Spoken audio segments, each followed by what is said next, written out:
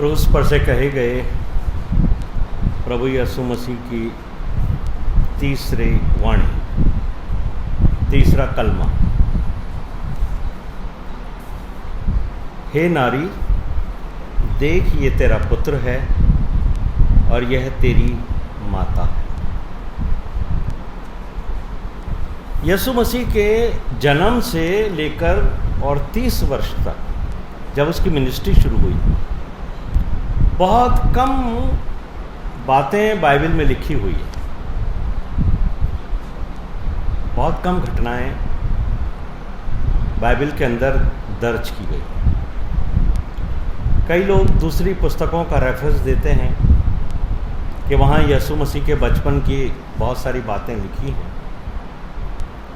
यहाँ मैं आपको एक ही बात कहना चाहता हूँ कि जो हमारे लिए आवश्यक है कि हमको जानकारी मिलनी चाहिए, वो पवित्र शास्त्र में लिखी है और वही आपके और मेरे लिए ज़रूरी है। आप यीशु मसीह के बारे में दूसरी पुस्तकों में ढूंढने की कोशिश मत करिए, क्योंकि वो पवित्र आत्मा के द्वारा नहीं लिखाई गई हैं। इसलिए जब आप उनको पढ़ते हो तो कई बार आपको कन्फ्यूज़न भी हो सकता है। हमारे ये संपूर्ण शास्त्र जो है वो ये पवित्र शास्त्र है, जो हमारे लिए आवश्यक है वो इसमें लिख दिया गया। और हम इस पवित्र शास्त्र को जो पढ़ते हैं तो हमें मालूम होता है कि माँ मरियम जो हैं, उन्होंने जब यीशु मसीह को जन्म दिया तब वो नाम लिखवाने के लिए अपने पति के साथ गई। उनको मालूम था, स्वर्गदूत के द्वारा उन्हें बता दिया गया था कि किसका जन्म होने वाला। तो वो जानती थी कि मैं जिस बेटे को जन्म दूंगी उसका संसार में आने का उद्देश्य संपूर्ण मानव जाति को पापों से छुटकारा देना। और उसके बाद हम यीशु मसीह का जब जन्म हुआ, उसके बाद कुछ घटनाएं हम देखते हैं कि 12 वर्ष की आयु में यीशु मसीह आराधनालय में हैं, छोटी उम्र में, और वहाँ वो शास्त्रियों से और जो याजक लोग हैं उनसे बातें कर रहे हैं, उनसे सवाल कर रहे हैं, उनसे जवाब कर रहे हैं। तो आप समझ सकते हैं कि माता मरियम ने उनको कितनी अच्छी व्यवस्था की और परमेश्वर की बातों की शिक्षा दी होगी, जो हमारी आज की बहनों को भी उससे सीखने की बात मिलती है कि एक बच्चा 12 वर्ष की आयु में परमेश्वर के वचन में इतना परिपक्व हो गया कि वो बड़े बड़े गुरु लोगों से बातचीत करने में अपने आप को सक्षम समझता है, और वो कर भी रहा है। और लिखा है कि जब वो यीशु मसीह उनसे बात करते थे तो वो ताज्जुब करते थे, इतने छोटे बच्चे को इतना ज्ञान कहाँ से आ गया। और माता मरियम ने, जब वो छोटा था, यीशु मसीह एक छोटा बालक था, और जब उसके खतने का समय आया था, तब वहाँ जब उसको लेके गए थे परमेश्वर के मंदिर में, तब शमौन जो एक बुज़ुर्ग थे, उन्होंने उसके बारे में क्या कहा था ये आपको मालूम है? वो उन्होंने कहा था, तेरा प्राण भी तलवार के वार से छिद जाएगा। उन्होंने उसे गोद में लेके कहा था, हे मेरे परमेश्वर, हे यहोवा, मुझे अब विदा कर, क्योंकि मैंने अपनी आँखों से उस उद्धार को देख लिया है जिसको देखने के लिए मेरी आँखें तरस रही थी। लेकिन उन्होंने माँ मरियम से भी कहा था कि तेरा प्राण तलवार के वार से छिद जाएगा। एक जगह का और जिक्र है, जब यीशु मसीह की मिनिस्ट्री शुरू हुई तब कानाए गलील में उसकी माँ मरियम ने एक विवाह में यीशु मसीह से बातचीत की।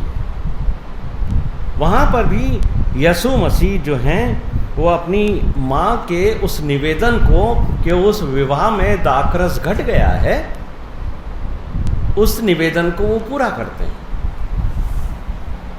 लेकिन अब यीशु मसीह की मिनिस्ट्री के इतने सालों में थोड़ी जगहों पर हमने यीशु मसीह के साथ उसकी माँ को देखा है।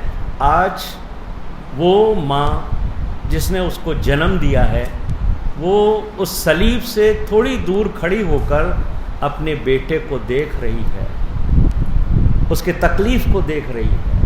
और उसे आज वो बात याद आ गई जो शमौन ने कही थी कि तेरा जो हृदय है, तेरा जो प्राण है, वो तलवार से छिद जाएगा। वो हेल्पलेस है, वो कुछ नहीं कर सकती, क्योंकि रोमी जो सल्तनत है, रोमी जो सिपाही हैं, वो उसके बेटे के साथ कठोरता के साथ व्यवहार कर रहे हैं। लेकिन यीशु मसीह के मुंह से निकले पहले और दूसरे दोनों वाणियों को, दोनों कलमों को, दोनों शब्दों को माँ मरियम ने सुना है। और वो सोच रही है ये कैसा समय है मेरे बेटे के ऊपर। वो परेशान है, लेकिन यीशु मसीह को वो जानती है कि ये किस लिए आया है संसार में। सारी मानव जाति को उसने क्षमा की याचना की है। हे पिता, इन्हें क्षमा कर, क्योंकि ये नहीं जानते कि ये क्या करते हैं। माँ का दिल टूटा हुआ है और वो देख रही है मेरा बेटा जो परमेश्वर पुत्र भी है, उसने सबको क्षमा किया। उसके बाद उसने उस डाकू से जो बातचीत हुई है उसको भी सुना है कि यीशु मसीह ने उस डाकू से क्या कहा। अभी वो ये सोच ही रही है कि यीशु मसीह ने अपनी माँ को संबोधित करते हुए कुछ बात कह दी। और क्या कहा उसने अपनी माँ से?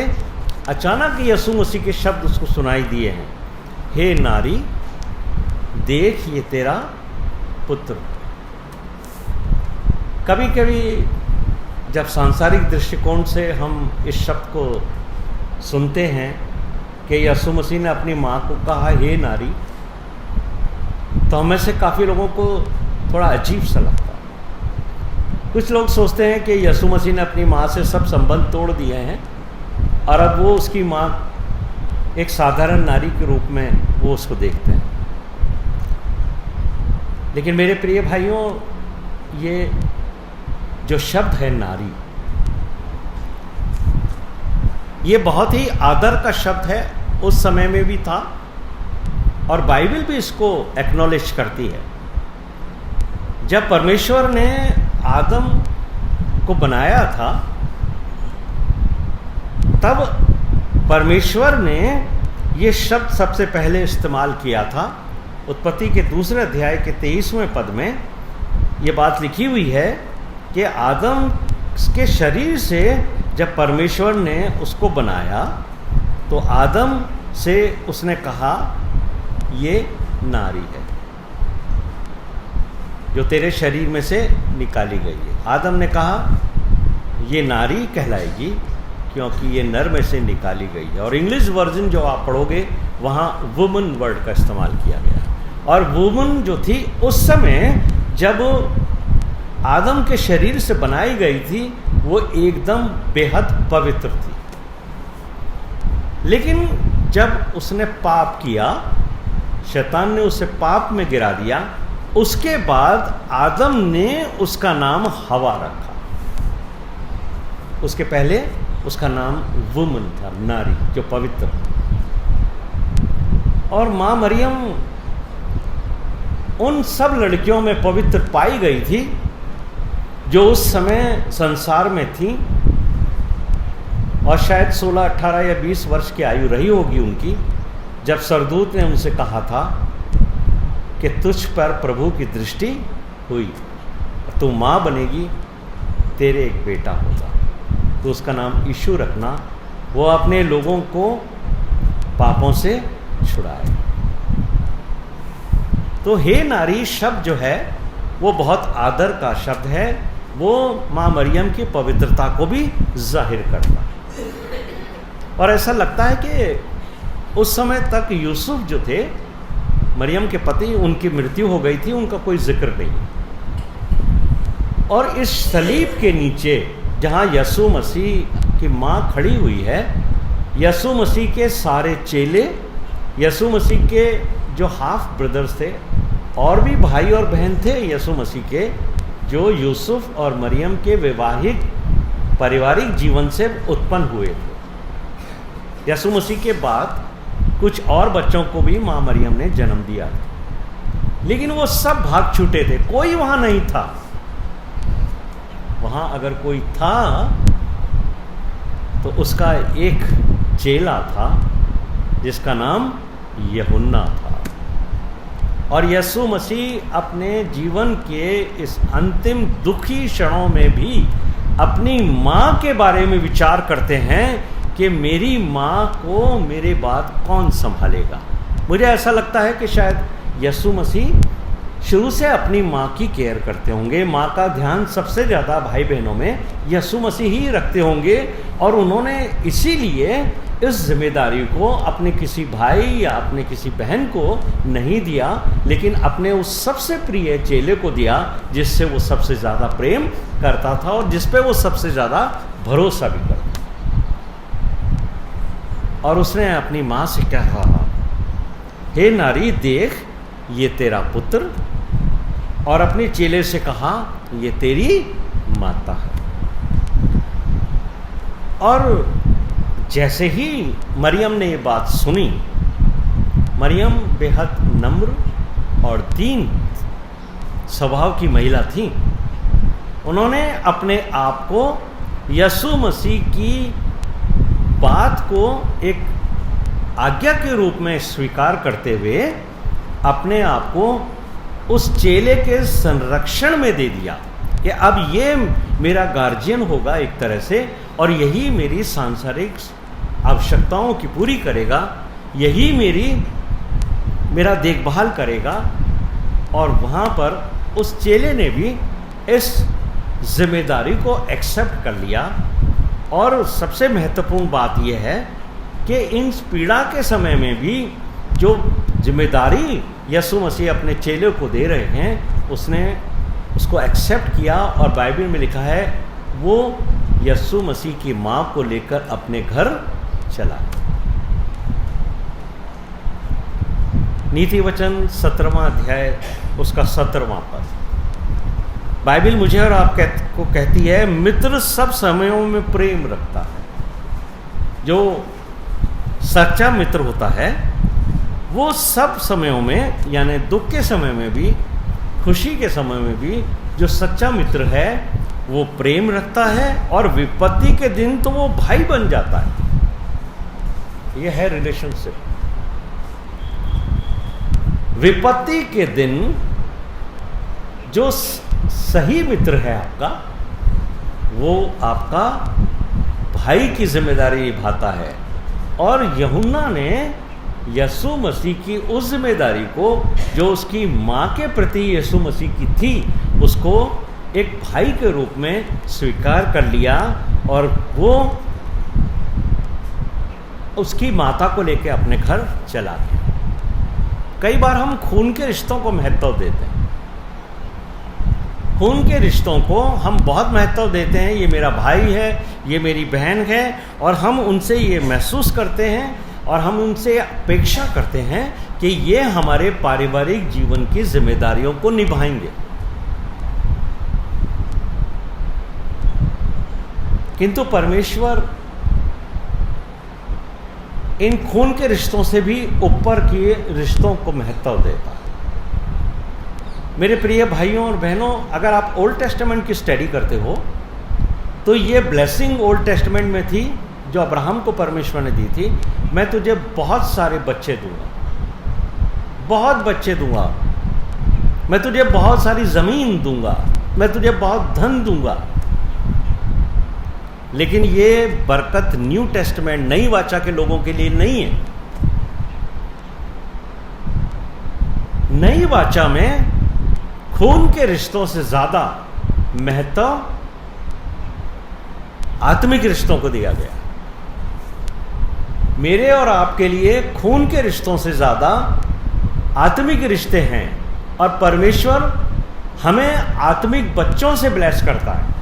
हमारे अपने शरीर से उत्पन्न हुए बच्चों से ज्यादा परमेश्वर मुझसे और आपसे ये अपेक्षा करता है कि हम अपने मसीही जीवन में उन बच्चों को अपने नज़दीक लाएं, उनको नर्चर करें, उनको आगे बढ़ाएं, जो आत्मिक जीवन में आपके द्वारा परमेश्वर के नज़दीक लाए जाएंगे।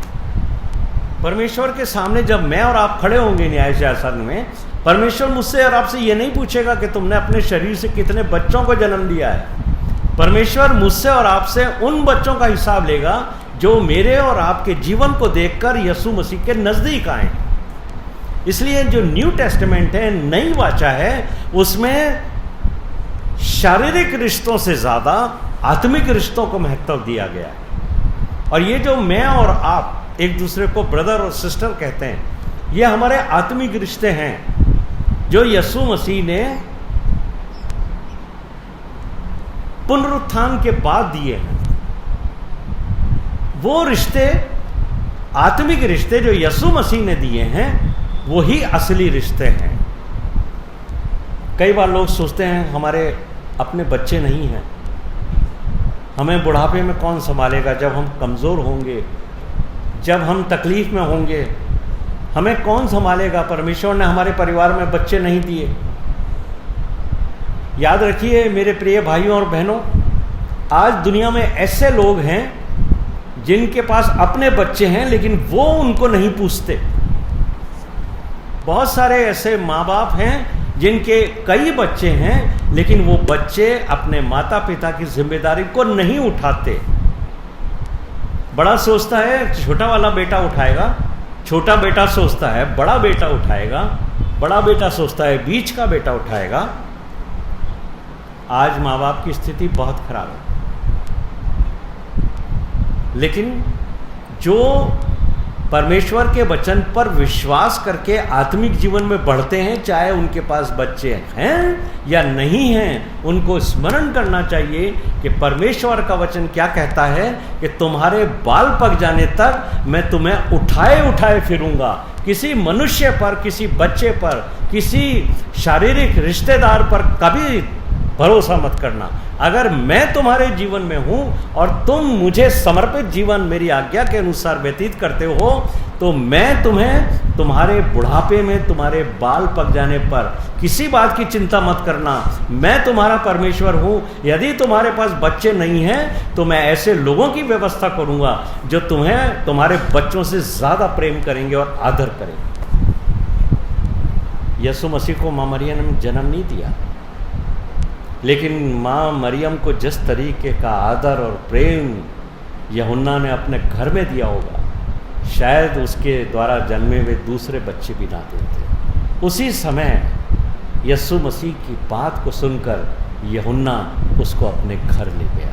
यह है आत्मिक रिश्ते।